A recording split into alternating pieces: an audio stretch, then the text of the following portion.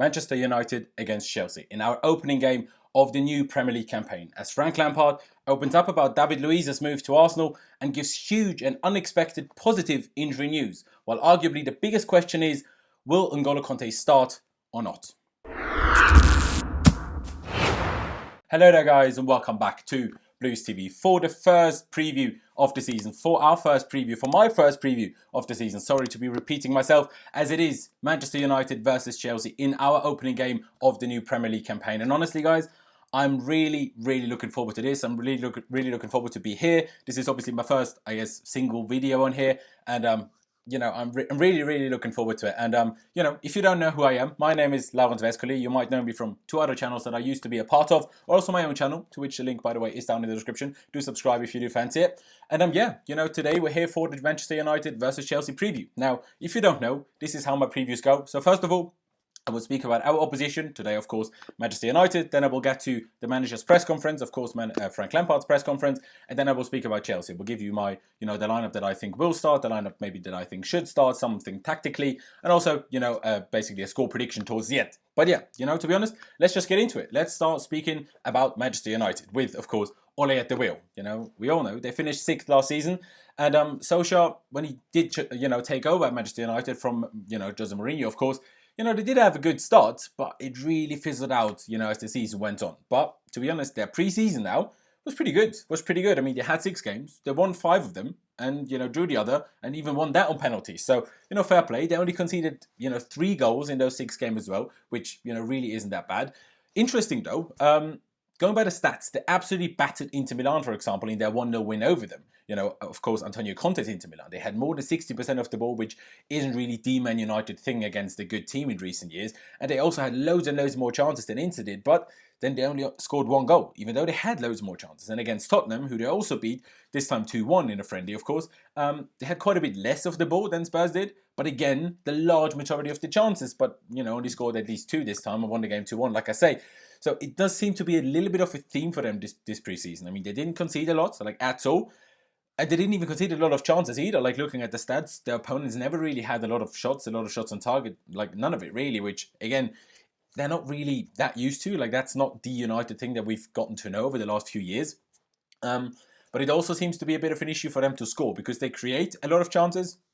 But except against Leeds, when they beat them 4-0, over in Australia at the start of their preseason, tour, I guess, they didn't really score that many goals, even though they had loads and loads of chances, pretty much in every single game. So it will be interesting to see whether that trend, I guess, will continue to, into actually competitive games, in the league and whatever. What was also interesting is their transfer window, actually, because they did sign defenders Wan-Bissaka from Crystal Palace, of course, and Harry Maguire from Leicester City, both for quite ridiculous money, to be honest, as well as also the young winger Daniel James from Swansea. But they didn't actually sign an actual midfielder, which I think in everybody's eyes, especially Manchester United fans' eyes, they kind of needed a midfielder, but that's what they didn't sign, which was very interesting. And also they then ended up losing Romelu Lukaku to Inter Milan for, again, a big fee. I think it was on deadline day anyway. Injury-wise, they do have quite a few absentees, actually, in Eric Bailly, of course, the centre-back, and also youngster Fosu Mensah. Is he that much of a youngster anymore? I guess so. And also Alexis Sanchez is unlikely to feature against us. Of course, he was at the Copa America with Chile. But Paul Pogba, who did actually miss quite a bit of their pre-season, is back fit and is ready to start. Same as, their new boy Harry Maguire, according to the manager in his press conference. He is completely fine to start. Now, tactically, what their pre-season stats, make them look quite different to last season. They've not seemed to have changed that much, formation-wise. Still going, with that kind of 4-3-1-2 formation, which is obviously a very interesting formation that you don't see that much anymore these days, I thought. With kind of one of the 2 strikers at least, sometimes even both, but especially one of them always moving out wide. And then I guess the number 10, pushing forward into that kind of striker spot to kind of make it a bit of a front 3. And also those 3 being very happy, at least last season, being very happy to press their opponent's defence and also the offensive midfield, I guess. So that will be interesting whether they will still do that. Generally, it will be interesting to how much they stick to being more offensive, as it seems anyway. Because last season, at least whenever I watched them play, especially against good teams, they weren't exactly on the front foot now, were they? I mean, they were more happy to sit back. And then what seemed to be their major move, I guess, under Solskjaer, was basically give the ball to Paul Pogba, difficult bit of words here, and then just who then try to find, their lightning quick strikers in Martial and Rashford or whoever played up front, and also Lukaku is a really quick striker before obviously he left, and just find them with over the top and, cross switch balls, I guess. It will be interesting to see whether they will do the same thing again. But what I can say is that it will be an interesting game and that it will be a difficult game, even though Manchester United is in a little bit of turmoil. Are we in a bit of turmoil? Maybe so. Some of the fans don't seem happy. They don't seem happy with the manager. They don't seem happy with the transfer business. It's going to be an interesting one. But enough for Manchester United for now, and let's get into Mr. Frank Lampard's press conference. And kind of obviously, the biggest thing that was spoken about in that press conference was, of course, David Luiz's move away from Chelsea to, Arsenal, of course. I did on my own channel actually make a very detailed video about this, why exactly it happened, at least the information that I was told, which seems to be quite reliable. I did make a video about this in a lot of detail. If you want to know more about this than what the media told you and then what Lampard spoke about today here, head to the link in the description below and watch my video on my channel. And of course, also subscribe over there. That would be massively appreciated. But what Lampard said on it, he just said that they were having very honest conversations, him and David Luiz, and that those conversations just ended up in David Luiz moving to Arsenal. He didn't really say that much more than that. I mean, he said he doesn't have a number one or a number two. Everyone fights for their spot because we have competition, especially the area of the pitch. He said there were no fallouts, that there were no strikes, which, it was good that he reiterated that, because obviously the initial reports said that Luiz refused to train, which some people still do believe for whatever reason, even though, many journalists made it clear that that was not the case. Lampard made that clear as well. Luiz didn't refuse to train by any sort, by any stretch of the imagination. Lampard, the day that Luiz didn't train on Wednesday, Lampard told him not to train, or told him to train away from the group, because that conversation had led to the result of basically him moving to Arsenal, and that became a strong possibility. And obviously we know how that, ended. It's not great. I'm not particularly happy about it because I think it worsens us. But the way things went, the way, what I was told, what I spoke about in the video on my channel, if things happened that way, then, it needed to be done. David Luiz needed to go. There was no point keeping him around. But of course, it is disappointing that, he went to Arsenal, I guess. I mean, what else can you say? Then Lampard also said that there is still no official contract news on Callum Hudson-Odoi. But he did say that his recovery is actually going really well, and he's also already back on, on the pitch, training on the pitch, not with the team, but still training on the pitch regardless, which is good.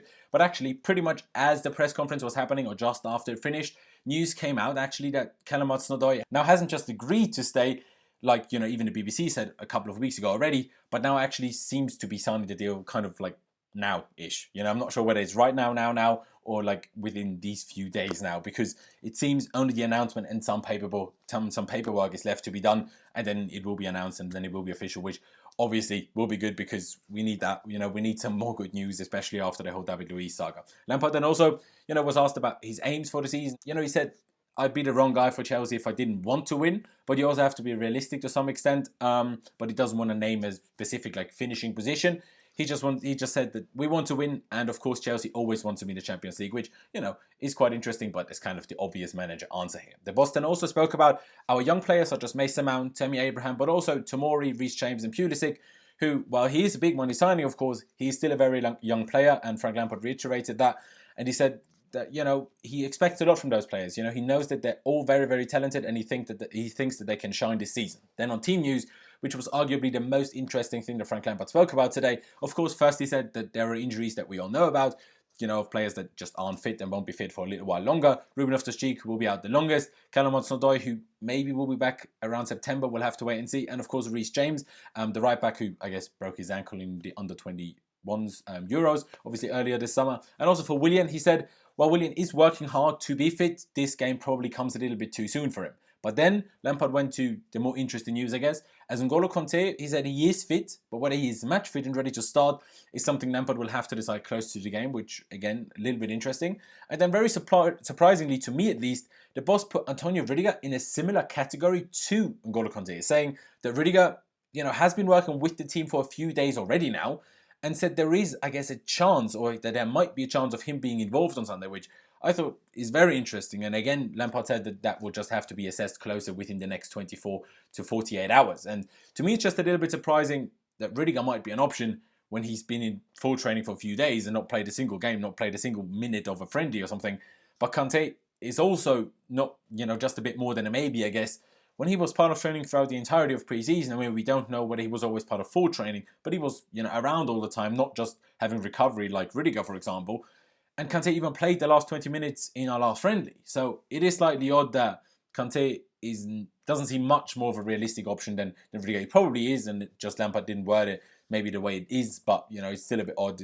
Seems like a slightly odd injury to N'Golo Kante anyway. But to be honest, that is really it from Frank Lampard's press conference, and now getting to Chelsea. And on my channel, on my personal channel, I did speak about preseason a lot. When I did make videos about there because didn't make any videos here yet because this is a new thing, and I'm very excited to be here. So like I say, I did speak about preseason in a lot of detail over there, and we just don't have that much time today to speak about to speak into that much detail about preseason. So if you want to know more about preseason that you don't know already, you're very happy to, again, click the link in the description, head over to my channel to find out more. But essentially, to run it down as quickly as I can, I thought preseason was pretty good. I mean, we do have some defensive problems, even more so now, in my opinion, that David Luiz is gone. And also we have some finishing issues, especially in the last game. Generally was all right. I mean, we scored 4 against Reading, we scored 5 against Salzburg. But against Gladbach, while we still scored 2, they were both only from the penalty spot. And we had loads and loads of chances. Like, we could easily have scored 10 goals that game. And we only scored 2, and those 2 were 2 penalties. So that was a bit of an issue in that. Our midfield, though, that looked really good. Whether it was Kovacic, Jorginho, Barkley, Mason Mount, they all looked really, really good. Pulisic looked good as well, especially in the game against Salzburg. And generally, I have to say there are more positives than negatives, but it is not all rosy. Of course, it is not all rosy. And ahead of Sunday's game, tactically, to be honest, I'm pretty confident and pretty sure that we're going to start in a 4-2-3-1 formation because that is just the formation that we used by far the most in preseason. So we have to assume that that is what we're gonna, go with. I'm also pretty confident what our back four is going to be. Obviously, Kepa Arrizabalaga will be in goal, and the back four, in my opinion, will be Azpilicueta at the right back, then the 2 centre backs of Andreas Christensen and Kurt Zouma, and the left back it will be Emerson Palmieri. I don't think Marcos Alonso will out of nowhere play over Emerson. That would be very, very surprising to me.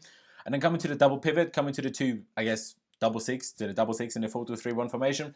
Now, if Kante starts, that obviously changes things. But I think Kante starting will have a lot to do with how important the Wednesday Super Cup is to Lampard. If he really wants to win that, Kante might just start on Wednesday and not start Sunday.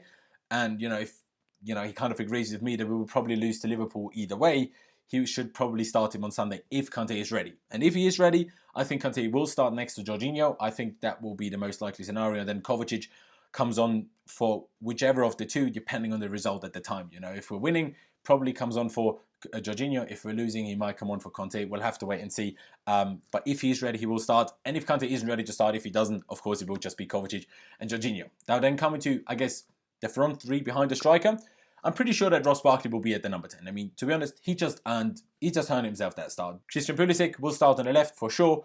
And Pedro will probably start on the right. He started pretty much every preseason game on the right there because Willian isn't fit yet, Hudson-Odoi isn't fit yet, and Kennedy is just not going to start. Let's be honest, even though he is still here, didn't go out on loan, even though it looked like that yesterday. But there is a small chance that Lampard starts Mason Mount out there on the right, a little bit like Kevin De Bruyne sometimes plays out wide. Now, I wouldn't actually mind that. I think that would be a very interesting thing to do, maybe something to surprise Manchester United a little bit. But I am pretty sure that Lampard will go with the safer option of Pedro out there and maybe bring Mount on for him and then, play that kind of option with Mount a little bit out wide and sometimes Barkley moving out wide, later on in the game. And then up front, now I personally would be very, very surprised if it's anybody but Tammy Abraham that starts up front. You just have to expect him to start after he started both of our last 2 preseason games and then played, roughly 70 minutes in each of them. It just wouldn't make sense. Talking more about the game against Man United, obviously from our point of view, I expect a very difficult game. And it's just a game that I find really, really difficult to predict, both as to how United will play. I mean, will they come at us? As, my friend Jimmy on our podcast said, he expects them to come at us because they have a point to prove. Or, I'm more expecting them to, but I'm not sure anymore after he said what he said. Will they sit back more like they usually do against good teams? And then, obviously hit on the break with their really, really pacey strikers because, with the way their team looks, that just seems the most logical thing. That, in my opinion, they don't have the midfielders to, pressurize our midfield, constantly. I could be wrong here. Hopefully I'm not, but I don't think they can dominate our midfield. Physically, yes, but not ball possession-wise, for a game. But their pace, they can definitely outrun us, up front with their striker. So that's why I'm expecting that, but we'll have to wait and see. And also on Chelsea's side, it's really difficult to predict, especially if N'Golo Kante starts, because we haven't really seen that in preseason. We only saw 20 minutes of him playing in preseason against Gladbach recently. And it will be interesting to see how much he'll improve our defensive stability, because I'm pretty sure that he will improve our defensive stability by a lot, but it will be interesting to see by how much. And also interesting will be our centre-back partnership, because you know, I really do hope for better than against Gladbach between Zuma and Christensen, because if not, I don't think Sunday will go that well for us, if I'm going to be completely honest. And what I'm also hoping is that we're not scared to press them. I really hope that we're not scared to press them. I hope that we try to put our game upon Manchester United, which, you know, under Mauricio Sarri, we did in pretty much every game, with maybe a couple of exceptions like Man City and Liverpool. You know, we didn't do it so much in those games, but other than that, we try to put our game on the opponent in every single game. Sometimes it worked, sometimes it didn't, fair enough. But I still want us to do that, because I just don't think our defence is good enough to go to Old Trafford and be defensive. I think that just can't work. That just can't work. And also, I'm confident in our, I guess, creative play, because I am confident that we will create chances. It's just a question of whether we'll take those chances. That is, I guess, the main question. And it seems to be a little bit similar for Manchester United, just that they were defensively a little bit better in pre-season, but we were better at finishing, you know, in pre-season. So that's why my score prediction is going to be a pretty high scoring draw, like a 2-2, not like crazy like a 3-0 or 4-0, nothing like that, but a 2-2 draw. That wouldn't surprise me at all. But N'Golo Kante is starting, could be the difference, or we might nick like a 2-1 or maybe a 3-1 even. Just nick a win somehow. Maybe even not be that much better than him, but he could be the difference why we just about don't concede as many goals as they do.